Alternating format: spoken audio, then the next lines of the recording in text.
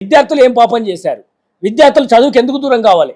మీ వల్ల చదువులకు దూరం కావడం వల్ల ఇంకా ఏబీసీలు ఈ రాష్ట్రంలో చదువుకోవడానికి ముందుకు పోతారు.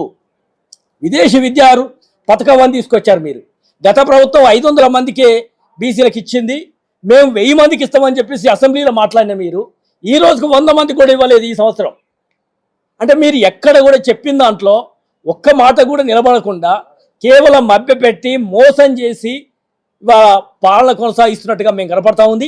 బీసీ సమాజం మొత్తం కూడా తీవ్రంగా దీన్ని వ్యతిరేకిస్తూ ఉన్నాం. పిల్లల చదువులకి, పిల్లల విద్యకి, పిల్లలకు సంబంధించిన అంశాల పట్ల మేము రాజీ పడకుండా ఈ రాష్ట్ర వ్యాప్తంగా పెద్ద ఎత్తున బీసీ పొలిటికల్ ఫ్రంట్ ఆధ్వర్యంలో ఉద్యమం కొనసాగిస్తాం.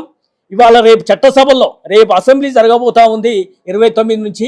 మీరు ఇప్పటిదాకా కేటాయించిన బడ్జెట్ ఎంత, బీసీలకి ఖర్చు పెట్టింది అంతా కూడా శ్వేతపత్రం ప్రకటించమని చెప్పి మేము ఈ సందర్భంగా డిమాండ్ చేస్తూ ఉన్నాం. మా పట్ల మీరు ఏం సంక్షేమాన్ని ఖర్చు పెట్టారో చెప్పకపోతే ప్రజాకోర్టులో మీకు ఖచ్చితంగా శిక్ష పడుతుంది ప్రజల చేత. ఆ దిశగా మేము రాష్ట్ర వ్యాప్తంగా ప్రజల వద్దకు వెళ్ళి ప్రజా వ్యతిరేక ప్రభుత్వంగా ఖచ్చితంగా మేము పోరాటంలో ముందుంటామని చెప్పేసి ఈ సందర్భంగా డిమాండ్ చేస్తూ ఉన్నాం.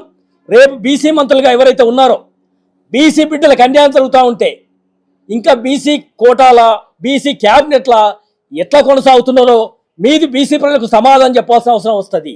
ఇంత వివక్ష జరుగుతూ ఉంటే పిల్లల విషయంలో కావచ్చు, ఏ రకంగా చూసినా నిన్న మొన్న సర్పంచుల విషయంలో మోసం చేసిన బీసీ ప్రజలు ఇవాళ ఆ పార్టీల కర్రగాత వాల్చిపెట్టినట్టుగా గెలిచొచ్చిన పరిస్థితి ఉంది.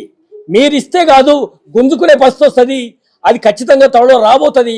ఆ విధంగా మేము బీసీలను చైతన్యం చేస్తాం. బీసీ మంత్రులు కూడా సమాధానం చెప్పాలి.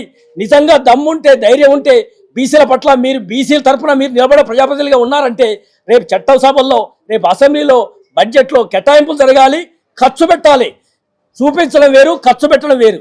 కేటాయించడం వేరు, ఖర్చు పెట్టడం వేరు.